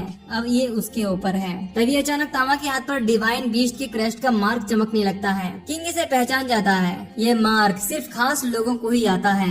लियोन को भी इसके बारे में पता था। जब पहली बार ये मार्क तामा को आया था वो किंग को ये बताना चाहता था, पर तामा नहीं चाहती थी कि फादर को ये बात पता चले। पर किंग को भी इसके बारे में बचपन से ही पता है, पर उसने कभी तामा को डिवाइन क्रेस्ट की पावर्स और उन्हें कैसे यूज करना है नहीं बताया और इस बात का उसे अब अफसोस है। अब तामा उस पर नई पावर से अटैक करने के लिए आगे बढ़ती है और काइवारा भी पूरा कॉन्फिडेंट है कि वो उसका कुछ नहीं बिगाड़ पाएगी, लेकिन वो अपनी कैट डिस्ट्रैक्शन और कैट हेडबट यूज करके उसका ध्यान बटाती है और divine beast feast ultimate technique use करके किंग फैंग नाम का अटैक करती है, जिसकी मदद से सिंगल अटैक में काइवारा इस दुनिया से 9-2-11 हो जाता है। इसके बाद वो मार्क गायब हो जाता है और तामा बेहोश हो जाती है। अनेती उसकी वुंड्स हील करने लगती है। सैंसे भी क्वीन की डायरी किंग को वापस लौटा देता है। किंग उससे कहता है कि बिना परमिशन के उसने क्वीन की डायरी क्यों रीड की। इस पर सैंसे कहता है कि इस गुस्ताखी के लिए वो खुशी खुशी फांसी पर चढ़ने के लिए तैयार है। इस पर किंग कहता है कि नहीं, वो ऐसा कुछ नहीं करेगा। फिर किंग का सलाहकार उसके पास आता है और कहता है कि प्रिंसेस मार्टिल्डा की पावर्स जाग चुकी हैं और इस लेवल की पावर को हासिल करना काफी बड़ी बात है। पर वो ये भी बताता है कि जो किंग फैंग अटैक प्रिंसेस ने यूज किया था वो इनकम्प्लीट था, जिसका मतलब है कि तामा अभी भी इन पावर्स को फुल पोटेंशियल में यूज नहीं कर पा रही थी। तभी अचानक काईवारा फिर से रिवाइव हो जाता है। वो खुद भी हैरान है कि ऐसा क्यों हुआ है, लेकिन फिर उसे याद आता है कि डार्क लॉर्ड के हार जाने के बाद उसने उसका भी फ्लैश खाया था। वो अब सबको मारने के लिए एक बार फिर से तैयार हो जाता है, लेकिन यही डार्क लॉर्ड की बेटी वोल्डेलिया आकर उसके नेक स्लाइस कर देती है। काईवारा अभी भी वोल्डेलिया के सामने बड़बड़ा रहा था कि तेरे बाप का टेस्टी फ्लैश खाकर मुझे वाकई बहुत मजा आया। इसके बाद सेंसी उसे कन्फ्रंट करता है और पूछता है कि क्या वो अपने बाप के कातिलों में से एक को मारकर अब खुश है। इस पर वोल्डेलिया कहती है कि दूर रह मुझसे, अगली बार फिर से तेरा नंबर है, बच के रहना। इतना कहकर वो अपने ड्रैगन पर बैठ चली जाती है। पर सेंसी उसकी कहानी में भी इंटरेस्टेड है और उसके ऊपर भी नॉवल लिखना चाहता है। फौने और अनेते की बातों से हमें पता चलता है कि तामा यहीं रहकर अपने फादर के साथ नेशन को प्रोटेक्ट करना चाहती है। इधर तामा के पास उसके फादर आते हैं और कहते हैं कि तुम्हें अब और कुछ साबित करने की जरूरत नहीं है, वो लोग अभी दूर नहीं गए होंगे, जा तामा जी ले अपनी जिंदगी। जाने से पहले वो उसे ये भी कहता है कि अपनी जर्नी के बाद वो वापस लौट आए। अब तामा उसे थैंक यू बोलती है और निकल जाती है। इधर सेंसी नीर को रोककर कहता है, नीर क्या पाँव में मेहंदी लगी हुई है जो कछुए की तरह खींच रहे हो? अगर पसंद नहीं है तो खुद अपने दो पैरों पर चल सकते हो, इसकी जरूरत नहीं पड़ेगी। तभी तामा पीछे से आवाज लगाते हुए आ जाती है और फिर से इनकी पार्टी ज्वाइन कर लेती है। इसके बाद ये सब पहुंच जाते हैं अगले टाउन में, जहाँ एक बहुत बड़ा ट्री है जिसे वर्ल्ड ट्री कहते हैं। अनेते इस टाउन के बारे में बताने लगती है कि यहाँ के लोग बहुत अच्छे और नेचर के करीब रहना पसंद करते हैं। अब जैसे ही टाउन में एंटर होते हैं, सबसे पहले इनके सामने कसीनो पड़ता है। इसमें जुहारी और शराबी भरे हुए थे, जिसे देख सभी शौक हो जाते हैं। जैसे इन्होंने सोचा था ये जगह बिल्कुल उसकी उल्टी है। इसके बाद यहाँ के एल्डर के पास पहुँचते ही इन्हें पता चलता है कि पहले ये जगह बहुत शांत हुआ करती थी और ये कसीनो पहले यहाँ नहीं था, बल्कि जुआरी और शराबी लोगों ने मिलकर इसे बनाया है। इसके बाद ये जगह पॉपुलर हो गई और हर जगह के लोग यहाँ आने लगे। अब वर्ल्ड ट्री के पत्ते सूखने लगे और मर रहे हैं। अगर जल्दी कुछ ना किया गया तो वर्ल्ड ट्री खत्म हो जाएगा, जो इस टाउन के लोगों के लिए पवित्र है। एल्डर इन लोगों से मदद मांगता है, लेकिन सेंसे की वो जहरीली गोलियां खत्म हो गई थी और इसे इस वक्त और गोलियां चाहिए थी। तभी यहाँ एक और बाहरी दुनिया वाला आता है, जिसे देखकर अनेती और बाकी लोग अलर्ट हो जाते हैं। पर वो बताता है कि वो बाकी बाहरी दुनिया वालों की तरह नहीं है, बल्कि वो भी चाहता है कि वर्ल्ड ट्री को नुकसान ना पहुँचे और इसके लिए वो कोई भी मदद करने के लिए तैयार है। अनेती देखती है कि सेंसे मिसिंग है। इधर सेंसे भंड होने के लिए शराबियों को ढूंढता है और उन लोगों से स्ट्रॉन्ग ड्रिंक मांगता है, जिसे पीकर कम से कम उसकी किडनी तक तो खराब हो ही जाए। तभी एक औरत उससे कहती है, वाह क्या लड़का है, वेरी हैंडसम बॉय। मैं एक अच्छी जगह जानती हूँ, और ले आती है अपनी बार में। यहाँ वो उसे कुछ ड्रिंक्स देती है और कहती है कि उसे उसका डांस देखना चाहिए। दूसरी तरफ अनेते सेंसी की चिंता कर रही है। तभी सेंसी आ जाता है और साथ में वो औरत भी। वो उसे यहाँ छोड़कर चली जाती है। फिर वो एल्डर कहता है कि उस औरत के साथ घूमना ठीक नहीं है। वो अपनी दारू और डांस की मदद से लोगों को अपने वश में कर लेती है, यहाँ तक कि लोग उसे चुड़ैल कहते हैं। जब कसीनो के मालिक ने कसीनो बनाया, उसने उसके बराबर में अपना बार खोला। यामादा कहता है कि वो भी उन लोगों की तरह ही बुरी है और उसे भी सजा मिलेगी, जिस पर एल्डर एग्री करता है। अगले दिन सेंसे पहली किरण के साथ एस्चे के बार की तरफ निकल जाता है। अनेती उसे रोकने की कोशिश करती है, पर वो नहीं रुकता। यामादा कहता है कि वो शायद अब एस्चे के वश में हो चुका है। सेंसे कल रात की डांस और उसे भंड करने के लिए उसका थैंक्स अदा करता है, जिस पर एस्चे कहती है, मेरे इतने करीब मत आओ, मैं तुम्हें बर्बाद कर दूंगी। मैं बर्बाद होना चाहता हूँ। खैर एस्ची उसे वर्ल्ड ट्री से प्रे करने की सलाह देती है, क्योंकि वर्ल्ड ट्री की एंजल यहाँ के लोगों की प्रेयर सुनती है और उनका ख्याल रखती है। सेंसी उसे कहता है कि तुम्हारी आंखों में उदासी है, तुम्हें भी शायद प्रेयर की जरूरत है। इसके बाद बार में कसीनो का मालिक और उसके चमचे आ जाते हैं, जो बिजनेस को एक्सपेंड करने की बात कर रहे थे। लेकिन बॉस कहता है कि नहीं, अभी बस उन्हें जो चीज करनी है वो ये है कि यहाँ के लोकल्स को जुआ और नशे की आदत लगाना। ये सुन के एस्चे बॉस को कन्फ्रंट करती है और कहती है कि उन दोनों की डील हुई थी कि वो टाउन के लोगों को इस चीज की आदत नहीं लगाएगा। यहाँ ये रिवील होता है कि एसजे ने टाउन के लोगों को कसीनो से अलग रखने के लिए टाइम टू टाइम बॉस को बहुत पैसा खिलाया है, लेकिन अब बॉस अपने कस्टमर के साथ साथ मुनाफा भी बढ़ाना चाहता है। इसीलिए वो अपने चमचे साबू को टाउन के कुछ लोगों को किडनैप करने के लिए भेजता है। एसजे उसे रोकने की कोशिश करती है, पर साबू उसे पुश करके यहाँ से निकल जाता है। लेकिन बाहर आने के बाद वो देखता है कि यामादा उनके कसीनो को तोड़ रहा है, जिस पर बॉस गुस्सा हो जाता है और अपने चमचों को उसे मारने का ऑर्डर देता है। पर यामादा इतना कैपेबल था कि वो एक ही अटैक में सबकी हालत खराब खराब कर देता है। इसके बाद बॉस, साबू और उसके चमचे टाउन छोड़कर भाग निकलते हैं। एल्डर आकर यामादा का शुक्रिया अदा करता है क्योंकि उसने वादे के मुताबिक टाउन को लोगों से आजाद कर दिया था। एस्चे भी यामादा को उन्हें यहाँ से भगाने और कसिनो को बंद कराने के लिए थैंक्स कहती है, पर यामादा कहता है कि ये नाटक करने की कोई जरूरत नहीं है। टाउन के सभी लोग जानते हैं कि तुम उनके साथ मिली हुई थी।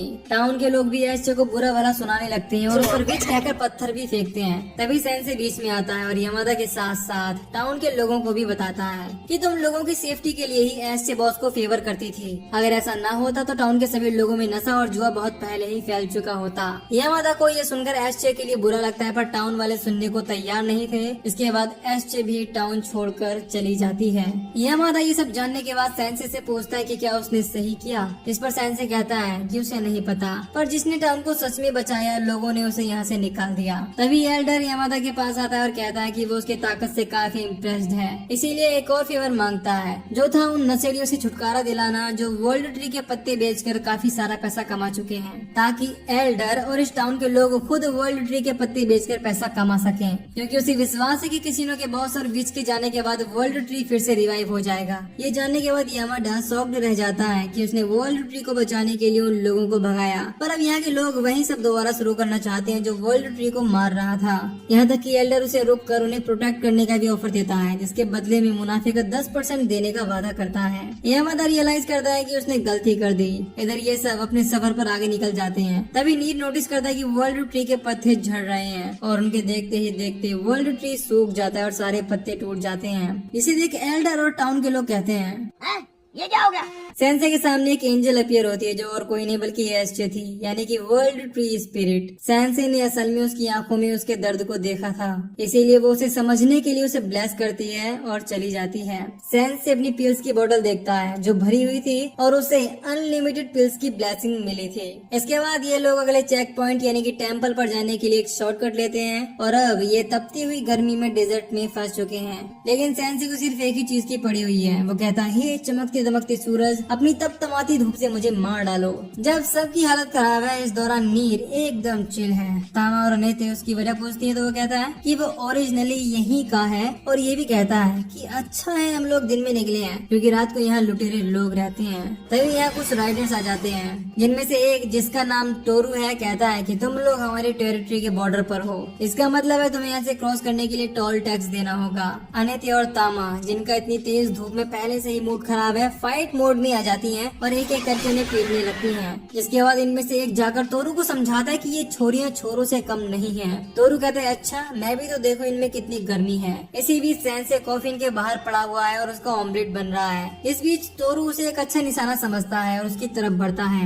नीर इस बीच उसे बचाने का फैसला करता है, पर वो घबरा रहा था और अपनी स्वॉर्ड को बाहर तक नहीं निकाल पाता। पर तोरू कहता है कि मैं तेरी बॉडी में अपने बिच्छू से ऐसा छेद करूंगा कि उसके जहर से तेरी 1 घंटे में ऊपर की टिकट कट जाएगी। तभी सेंसे तोरू के पीछे से आकर उससे एक रिक्वेस्ट करता है कि जो वो नीर के साथ करने वाला था उसके साथ कर दे तो थोड़ी मेहरबानी हो जाएगी। तोरू उसकी रिक्वेस्ट एक्सेप्ट कर लेता है और अपने बिच्छू साविस का डंक सीधा उसके दिल में मार देता है। पर बिच्छू भी सेंसे की बॉडी के जहर के सामने नहीं टिक पाता और मर जाता है। तोरू अपने बिच्छू का बदला लेने के लिए उस पर अटैक करता है, लेकिन तभी इन्हें किसी वुल्फ के हाउल की आवाज सुनाई देती है, जिसे देखकर राइडर्स लोग भी डर जाते हैं और तोरू से भागने के लिए कहते हैं। तोरू जाने लगता है और कहता है कि वो अपने बिच्छू चावेस का बदला जरूर लेगा। अब नीर सेंसे से माफी मांगता है कि कुछ करने की बजाय वो बस खड़ा रहा, जिस पर सेंसे कहता है कि हर चीज का एक वक्त होता है, मुझे विश्वास है तुम सही वक्त पर अपनी स्वॉर्ड का इस्तेमाल जरूर करोगे। तामा और अनेते उसकी मदद मांगते हुए उसे रास्ता दिखाने के लिए कहते हैं, क्योंकि वो इस जगह से वाकिफ है।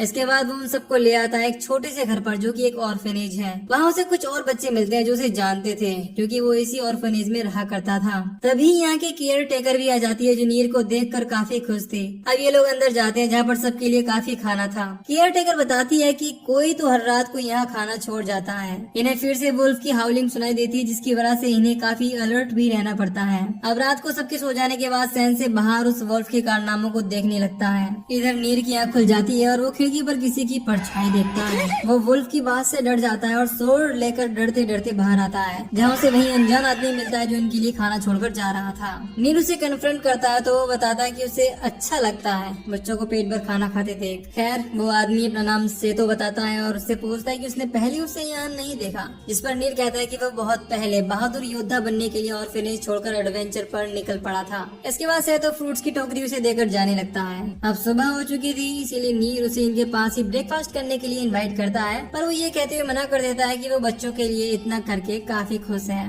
सेतो फिर उसे एक ओएसिस और कुछ फ्रूट्स के पेड़ दिखाता है जहाँ से वो और बहुत सारे फ्रूट्स ले आता है। तामा और अनेती देखते हैं कि नीर काफी खुश लग रहा है। तभी केयर टेकर आती है और उन्हें बताती है कि नेट यानी कि उन्हीं छोटो बच्चों में से एक को कुछ लोगों ने पकड़ लिया है। बाहर आकर देखने पर पता चलता है कि तोरू अपने साथियों के साथ अपने बिच्छू चावेस का बदला लेना चाहता है। नीर एक बार फिर से अपनी स्वॉर्ड नहीं निकाल पाता। तभी सेतो आकर नीर को एक कोने में ले जाता है। नीर को अपने आप पर बहुत गुस्सा आ रहा था कि वो बुरे लोगों से लड़ने की बजाय बुज़दिलों की तरह डर जाता है। सेतो को भी उसके लिए बुरा लगता है और तभी अचानक उसके सामने कुछ मेमोरी फ्लैश होती हैं। इसके बाद वो कहता है कि मेरे साथ भी कुछ ऐसा हुआ था। उस दुनिया में मेरे पास पावर्स नहीं थी जिस वजह से मैं अपने करीबी की मदद नहीं कर पाया, पर मैं नहीं चाहता कि तुम्हें किसी को खोना पड़े। इसके बाद सेतो एक वुल्फ में ट्रांसफॉर्म होने लगता है, यानी कि ये वही वुल्फ है जो इस इलाके में रहता है। सैन से पास में खड़ा होकर उसकी नॉवेल को कंप्लीट कर रहा था। खैर सेतो जाकर एक एक करके सभी राइटर्स को धूल चटाने लगता है और तोरू ये देख नेट को वहीं छोड़कर भागने लगता है। सेतो किसी भी कीमत पर उसे नहीं छोड़ना चाहता था, लेकिन नीर बीच में आकर पहली बार स्वॉर्ड निकालता है सेतो के अगेंस्ट और उसे रोकता है और कहता है कि तुम एक अच्छे इंसान हो, तुमने नेट को बचा लिया है, अब तुम्हें रुकना होगा। सेतो आउट ऑफ कंट्रोल था, इसीलिए वो नीर पर अटैक करने लगता है, पर नीर अपनी स्वॉर्ड ड्रॉप कर देता है और सेतो भी रुक जाता है। फिर वो होश में आता है और नीर से माफी मांगता है। अब यहाँ वो सबको अपनी कहानी बताता है कि कैसे अर्ली एज में उसने भी अपने पेरेंट्स को खो दिया था। इसके बाद वो लोनली लाइफ जी रहा था, लेकिन एक दिन उसकी लाइफ में एक लड़का आया जो अक्सर उसकी मदद किया करता था और उसने पहली बार किसी की काइंडनेस देखी थी, पर ये सब ज्यादा नहीं चला। उसने उसे बचाने की कोशिश की, पर अपने पैरों की वजह से वो उसे बचा नहीं पाया। सैन से कहता है कि ऐसा नहीं है, तुम झूठ बोल रहे हो, सिर्फ तुम्हारे पैर इसकी वजह नहीं थे, तुम मदद नहीं कर पाए क्योंकि तुम में हिम्मत नहीं थी। नीर को ये सुन गुस्सा आता है, पर सेतो अपनी गलती एक्सेप्ट कर लेता है और नीर कहता है कि तुम एक दिन बहादुर योद्धा जरूर बनोगे। इसके बाद सेंसे की नोटबुक एक बार फिर से चमकने लगती है और वो पेजेस सेतो को घेर लेते हैं। सेंसे कहता है कि तुमने भले ही कुछ गलतियां की हैं, पर तुमने इसी वजह से बहुत से अच्छे काम भी किए हैं, जैसे कि ऑर्फनेज की सेफ्टी के लिए आसपास के मॉन्स्टर और डीमन को मारना और बच्चों के लिए खाना लाना। खैर वो बच्चे सेतो को गुड बाय कहते हैं। इसके बाद वो यहाँ से टेलीपोर्ट हो जाता है और ठीक वहीं उसकी आँख खुलती है जहाँ ट्रक को न्यू से हिट किया था। वो लड़का उसके पास आता है और उठने में उसकी मदद करता है, जिसे देख सेतो की आँख में आंसू आ जाते हैं। इधर कासल में वो वार टेंडर इस लेडी को, जो प्रोबेबली सच्चान है, one of the fallen angel Kaibara के बारे में बताता है कि उसे ग्रुन में हरा दिया गया है और सेंगोकू यानी कि दूसरा फॉलन एंजल रेगिस्तान में डॉर्फ्स के सामने स्ट्रगल कर रहा है। दूसरी तरफ डॉर्फ्स के किंगडम के खिलाफ फॉलन एंजल सेंगोकू जंग लड़ रहा होता है। यीशा और वुल्फ डॉर्फ किंगडम के लिए यहाँ पर होते हैं। वुल्फ इस वक्त में भी ड्रिंक कर रहा था, इसीलिए यीशा उसे बेवड़ापंथी रोककर जंग में मदद मांगती है। इसके बाद वो अपने मैजिक से इनकी एक स्क्वाड को टॉर्नेडो में फंसा देता है, जिसके बाद पूरी आर्मी पीछे हट जाती है और वापस जाने लगती है। तभी ईशा टॉर्नेडो में सेंसे को नोटिस करती है। इधर डॉर्फ्स का किंग डोरान बाहरी दुनिया वालों के लिए चर्च और पोप को इसके जिम्मेदार बताता है, क्योंकि उनकी ही वजह से इतने बाहरी दुनिया वाले लोग इस दुनिया में आकर आतंक मचाने लग गए हैं। इस पर वुल्फ उसे समझाता है कि वो लोग नहीं जानते थे कि डीमन लॉर्ड को हराने के बाद वही लोग डीमन लॉर्ड की जगह ले लेंगे। खैर अनेते, तामा और नीर भी यहाँ होते हैं और ईशा अनेते से सेंसे के बारे में पूछती है कि वो ठीक है या नहीं। इस पर सेंसे कहता है कि हाँ, बदकिस्मती से वो बच तो गया, पर उसका प्यारा कॉफिन टूट गया। इस पर अनेते उसे नया कॉफिन दिलाने के लिए कहती है। तभी यहाँ पर वुल्फ आता है और मेलोस की नजर वुल्फ के पेट फीमेल मेलोस से मिलती है और मेलोस को उसे देखते ही प्यार हो जाता है। इधर सैन से वुल्फ को थैंक्स कहता है क्योंकि उसकी वजह से उसे नियर डेथ एक्सपीरियंस करने को मिला था। खैर इसके बाद वुल्फ और यूशा उन्हें ऑन गोइंग वॉर के बारे में बताते हैं, जो साथ में से एक फॉलन एंजल मिजरी ने छेड़ी है, जिसका नाम सेंगोकू है। इस पर तामा कहती है कि उसने काइबारा नाम के एक फॉलन एंजल को पहले ही हरा दिया है। इस पर वुल्फ कहता है कि ऐसा हो ही नहीं सकता कि तुम किसी फॉलन एंजल को हरा दो, हो सकता है वो बहुत ही कमजोर होगा।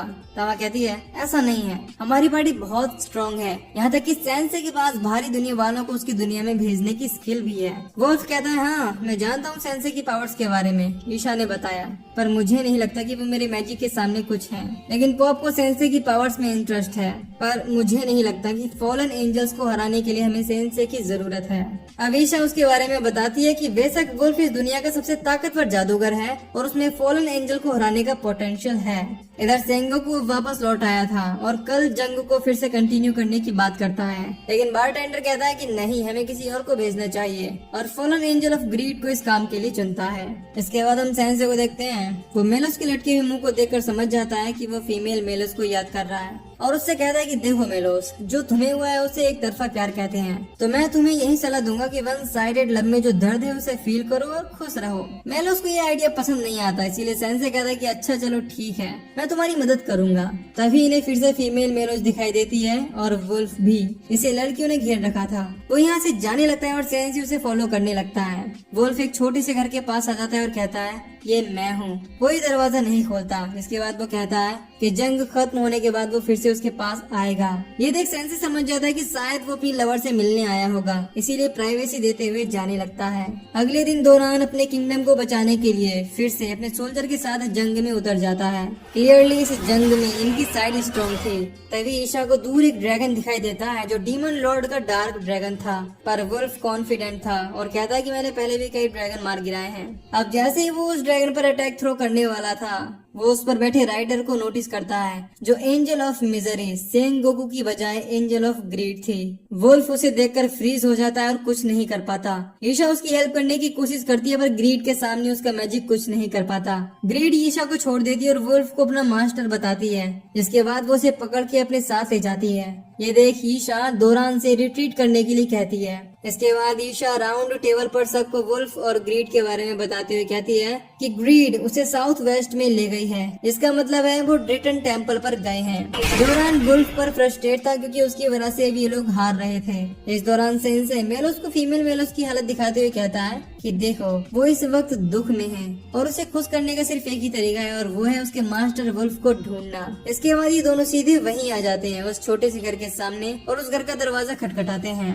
सेंसे अंदर उस लेडी से कुछ सवाल पूछने की बात करता है पर अनएक्सपेक्टेडली दरवाजा खुलता है और सेंसे एक बूढ़ी औरत को देखकर हैरान रह जाता है। इधर ग्रीड वुल्फ को ड्रिटन टेम्पल पर ले आई थी और वुल्फ उसे यूरिको नाम से पुकारता है। दूसरी तरफ ईशा सबको बताती है कि यूरिको वुल्फ की स्टूडेंट हुआ करती थी और वो उसे ट्रेन किया करता था, लेकिन एक दिन अचानक उसने यूरिको को ट्रेन करना बंद कर दिया, जिसके बाद उसने ड्रिंकिंग हैबिट भी पकड़ ली। लेकिन अब सबसे इम्पोर्टेंट काम है वुल्फ को बचाना। इसके लिए वो डोरान से कुछ सोल्जर मांगती है पर सोल्जर इनफ ना होने की वजह से डोरान इसके लिए मना कर देता है। पर तामा कहती है कि अनेते, मैं और नीर और सेंसे इस काम के लिए तैयार है। तभी सेंसे एंट्री लेता है और उसकी गोद में वही बूढ़ी औरत थी जिसे देखकर अनेते का फिर से बीपी हाई हो जाता है। अब अगले दिन ये साउथ वेस्ट की ओर निकलने को तैयार थे पर सेंसे ने दोरान से एक चीज की रिक्वेस्ट की थी जो अभी तक तैयार नहीं थी। इस पर दोरान कहता है कि जो चीज तुमने रिक्वेस्ट की है वो काफी अलग है, इसीलिए उसे बनने में वक्त लगेगा। अब यहाँ से निकलने से पहले तोरू इनके सामने आ जाता है जो आते ही इनके पाँव में गिर जाता है और कहता है कि अगर नीर बॉस ना होते तो मेरी टिकट कट चुकी होती।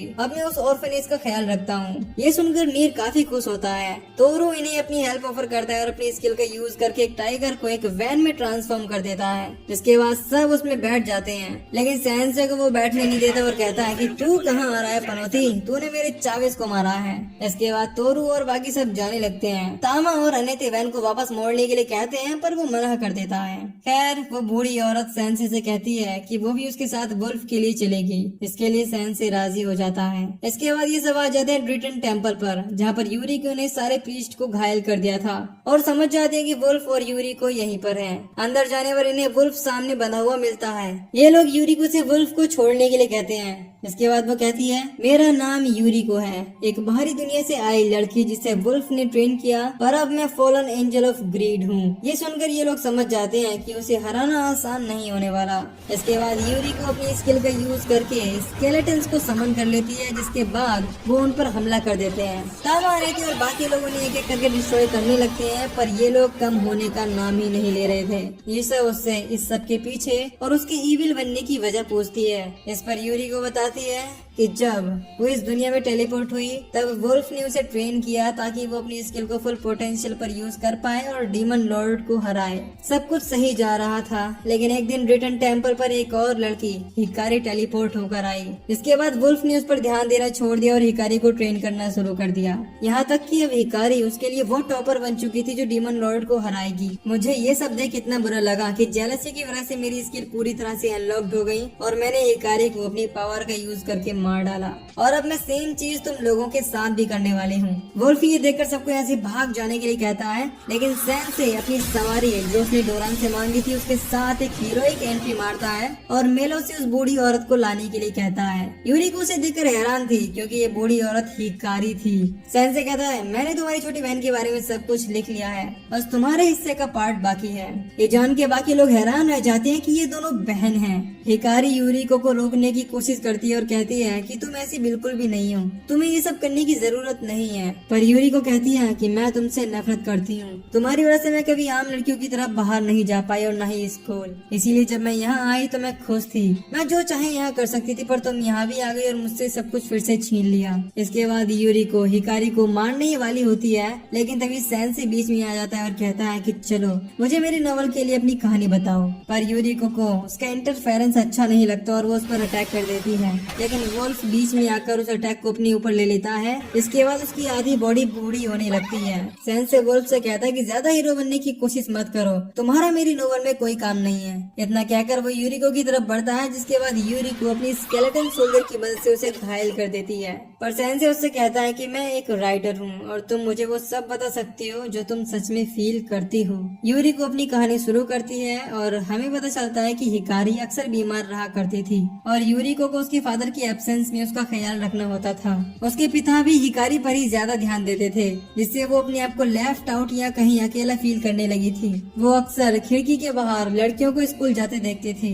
एक दिन वो स्कूल ड्रेस पहनकर बाहर घूमने के लिए गई और जब वापस लौट कर आई तो उसके फादर उस पर इतने गुस्सा थे कि उन्होंने उसे स्लैप कर दिया, क्योंकि हिकारी की हालत बहुत ज्यादा खराब हो गई थी। इसके बाद वो बाहर भाग गई जहाँ ट्रक ने उसे हिट किया और वो इस दुनिया में आ गई और यहाँ आकर भी उसने अपनी बहन को हर्ट किया। इसके बाद वो अपने आप को इस सब का जिम्मेदार बताते हुए कहती है कि मैं एक अच्छी बहन नहीं हूँ बल्कि एक ग्रेडी हूँ। इस पर सैन से कहता है कि किसी की अटेंशन पाना कोई ग्रीड नहीं है। तभी हिकारी यूरिको को गले लगा लेती है और उससे माफी मांगती है कि उसकी वजह से उसे कितना कुछ सहना पड़ा। इसके बाद सैन से हिकारी को इस दुनिया में आने की असली वजह यूरिको को बताता है कि कैसे उसके जाने के बाद हिकारी अकेली और मुरझाई सी रहने लगी क्योंकि उसकी बहन उसके पास नहीं थी। हिकारी ने उसके बिना जीने की उम्मीद ही खो दी थी, जिस वजह से उसका भी ट्रक उनके साथ एनकाउंटर हुआ और वो भी ड्रिटन टेम्पल पर टेलीपोर्ट हो गई। ये जानकर यूरिको की आंखों में आंसू आ जाते हैं कि वो उसके बारे में कितनी गलत थी।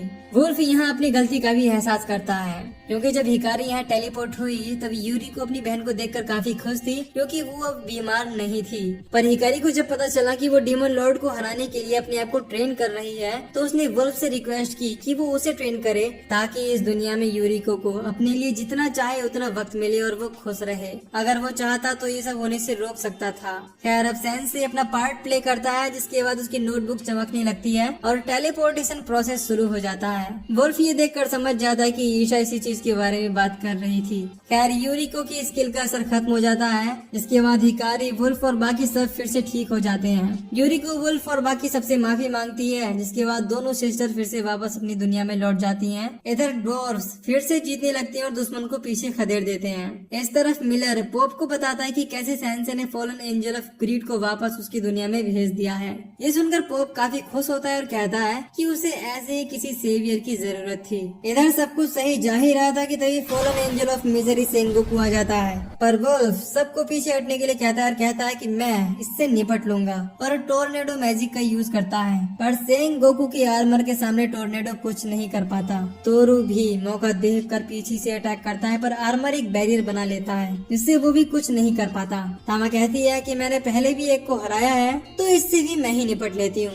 इसके बाद वो अपना किंग फैंग यूज करती है, लेकिन सेंगोकू उसके अटैक को आराम से रोक लेता है और कहता है कि अटैक तो काफी इम्प्रेसिव है, पर तुम्हें और एक्सपीरियंस की जरूरत है। इसके बाद वो उसे मारने के लिए अपनी स्वॉर्ड को समन करता है, लेकिन एन वक्त पर नीर अपनी स्वॉर्ड से उसके अटैक को रोक लेता है, जिससे सेंगोकू की स्वॉर्ड चकनाचूर हो जाती है। सेंगोकू उसकी तलवार देखकर काफी इम्प्रेस हो जाता है और कहता है कि अपने आप को ट्रेन कर ले बच्चे, मैं फिर से वापस लौटूंगा। इतना कहकर वो वापस लौट जाता है। तामा और तोरू ये देखकर काफी इम्प्रेस हो जाते हैं कि उसने एक फॉलन एंजल को रिट्रीट करा दिया। अब दोरान और उसकी आर्मी जीत चुकी थी, इसीलिए दोरान सबके लिए पार्टी थ्रो करता है। दूसरी तरफ सच्चान इनके कैसल की ही तरफ आ रही थी। सेंसे भी मेलोस को मोटिवेट करता है और कहता है कि हमने मिलकर उसके मास्टर वुल्फ को बचाया है, तो अब शायद वो तुम्हारे प्रपोजल को एक्सेप्ट कर लेगी। इसके बाद वो फीमेल मेलोस को फ्लावर देता है, पर वो बेचारे के ऊपर हंसने लगती है। इसके बाद ये दोनों वापस आने लगते हैं। तभी सेंसे सच्चान को नोटिस करता है और उसे देखकर काफी खुश था कि वो फाइनली अपने अधूरे काम को अंजाम देंगे। सेंसे पास की विंडो को कूदने के लिए चुन लेता है, क्योंकि हाइट काफी थी, काम आसानी से हो जाता। पर सच्चान अपने हाथ उसके हाथ से खींच लेती है और कहती है कि तुम्हारी आंखें बदल चुकी हैं, इनमें मुझे जीने की उम्मीद दिखाई दे रही है। तुम वो सेंसे नहीं हो जिसे मैं जानती थी।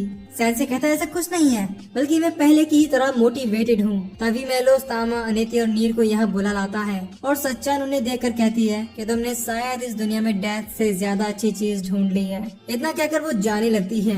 सेंसे पीछे मुड़कर उसे आवाज लगाता है, लेकिन वो तब तक जा चुकी थी। तामा और अनेते को भी पता चल जाता है कि यही वो आइटम थी जिसे सेंसे ढूंढ रहा था। खैर अगले दिन ये लोग मैकेनिक के पास आते हैं सेंसे की टम को मॉडिफाई कराने के लिए, जहाँ सेंसे अपने होश में नहीं था। यहाँ तक कि वो पॉइजन वाली सारी पिल्स खा लेता है, पर इससे उसका कुछ नहीं होता क्योंकि पॉइजन उसकी बॉडी में स्टोर हो जाता है। इस दौरान नीर अपनी स्वॉर्ड को उस स्मिथ को दिखाता है, जिसे देख वो कहता है कि ये एक ग्रेट स्वॉर्ड है, इसके काबिल तुम अभी नहीं हो, पर मुझे विश्वास है कि तुम एक दिन इसे फुल पोटेंशियल में यूज कर पाओगे। इसमें सेंसे के व्हीकल में कॉफिन को फिट कर देता है, जिसके बाद वो गाड़ी को लेकर भाग जाता है। सब उसके पीछे भागते हैं ताकि वो अपने साथ किसी और को ना ले डूबे। इधर सच्चान वापस लौट आती है और काफी खुश दिखाई दे रही थी। ये एक साथ राउंड टेबल पर बैठते हैं और बारटेंडर कहता है कि अब 7 में से सिर्फ हम 5 लोग बचे हैं। फिर सच्चान बारटेंडर से कहती है कि सेंसे के पास वाकई ऐसी पावर्स है जो हमारे खिलाफ ओवर पावर्ड है, इसीलिए मैं उसके लिए एकदम सही ओपोनेंट हूँ। इस पर बारटेंडर कहता है मुझे हमारी क्वीन से यही उम्मीद थी। इधर अनेते, तामा और नीरू से ढूंढते ढूंढते अगले टाउन में आ जाते हैं। तभी एक विलेजर आता है जो कहता है कि ये विलेज ऑफ हेल्ड है, जहाँ हीरो ने डार्क लॉर्ड से फाइट की थी, और ये वो स्टैचू है। उसे देखकर तामा कहती है कि इसे देखकर ऐसा लग रहा है कि हीरो उससे डरकर भाग रहा है। विलेजर गुस्से में कहता है कि ऐसा कुछ नहीं है, दरअसल एक अजीब सा इंसान अपनी हायाबुसा लेकर इधर से गुजरा था, जिससे ये स्टैचू ऐसी हो गई। ये सुन ये लोग समझ जाते हैं कि सैन से इधर से होकर निकला होगा। वो विलेजर टनल की तरफ इशारा करते हुए बताता है कि वो उस तरफ गया है, पर मुझे विश्वास है कि वो जल्द ही वापस लौट आएगा, क्योंकि इस टनल को पार करने के लिए उसे 3 टेस्ट पास करने होंगे, जो सीधे परियों की फॉरबिडन जगह में लीड करते हैं। इधर सैन से अपनी हायाबुसा लेकर सीधा चले ही जा रहा था कि तभी उसे आवाज आती है कि वो वापस लौट जाए। ये सुनकर वो हायाबुसा में लगे अपने कॉफिन में सो जाता है, जिसके बाद इसके सामने एक एक करके 3 स्पिरिट आती हैं 3 टेस्ट लेने के लिए। पहली ताकत का टेस्ट, दूसरी उसकी बुद्धि का टेस्ट और तीसरी स्पिरिट का टेस्ट। लेकिन दोरान के किंगडम में बनी ये हायाबुसा एक एक करके सबको रास्ते से हटा देती है। टेक्निकली वो टेस्ट में पास हो जाता है, जिसके बाद वो परियों के फॉरबिडन प्लेस पर पहुंच जाता है और लैंड करता है सीधे वहाँ जहाँ हर किसी ओताकू का सपना होता है। सैन से कहता है लगता है फाइनली मैं स्वर्ग पहुंच गया। तभी यहाँ क्वीन के 2 पर्सनल गार्ड इलुलु और सोलुलु आते हैं और उसे वहाँ से हटने के लिए कहते हैं, लेकिन सैन से जाने अनजाने में इस अपॉर्चुनिटी को पूरा फायदा उठाता है। इसे देख वो दोनों उस पर गुस्सा करते हैं। खैर क्वीन अपना नाम ओवेरिस बताती है और कहती है कि मैं यहाँ आने वाले को अपनी प्रोटेक्शन से ब्लेस करती हूँ, और यहाँ तक सिर्फ 2 लोग ही आ पाए हैं, पहला स्टेच्यू वाला हीरो और दूसरा खुद सैन से। हालांकि वो हीरो डीमन लॉर्ड को हराने में नाकाम हो गया था। ओवेरिस उसे देखकर पहचान जाती है कि उसे एस्टे ने ब्लेस किया है। इस पर सैन से कहता है कि ये अनलिमिटेड जहरीली पिल्स उसी ने ब्लेस की हैं। ओवेरिस उसे इस दुनिया में शांति लाने की एडवाइस देती है। इस पर सैन से उसे अपनी और सच्चान की कहानी बताता है कि कैसे उसकी सोलमेट सच्चान ने उसे छोड़ दिया, इसीलिए उसे इस दुनिया की शांति और पीस से कोई मतलब नहीं है। पर ओवेरिस कहती है कि जर्नी के अंत में उसे सच्चान फिर से वापस मिल जाएगी। ये सुनकर सैन से को थोड़ा सुकून मिलता है। इसके बाद ओवेरिस उसे एक सीटी से ब्लेस करती है, जिसे वो जरूरत पड़ने पर बजाएगा तो फेरीज उसकी मदद करेंगी। इधर इन्हें लग रहा होता है कि सैन से शायद अब जर्नी को कंटिन्यू नहीं करेगा। इस धुआंधार एंट्री के बाद वो हीरो वाली स्टैचू पूरी तरह से बर्बाद हो चुकी थी। इसके बाद सैन से सीटी बजाकर सोलुलू को समन करके उस स्टैचू की मरम्मत करने को कहता है। सोलुलू क्वीन से कहती है कि सैन से ये सब करने के लिए उससे समन नहीं कर सकता, और क्वीन कहती है कि अच्छे से मेहनत करना, स्टैचू पहले की तरह नई जैसी लगनी चाहिए। बेचारी सोलुलू इसके बाद मजदूरों की तरह काम में लग जाती है। इस तरफ पॉप को उम्मीद है कि सैन से फिर से इस दुनिया में शांति लाएगा, और दूसरी तरफ बारटेंडर को लगता है कि वो विनाश का कारण बनेगा। इसी के साथ ये एनीमे यहीं पर खत्म हो जाता है। तो दोस्तों, उम्मीद है कि इस एनीमे का सीजन 2 भी आए। बाकी अगर तुम लोगों को मेरी एक्सप्लेनेशन पसंद आई है तो वीडियो को लाइक और चैनल को सब्सक्राइब कर लो। बाकी मिलते हैं अगली वीडियो में।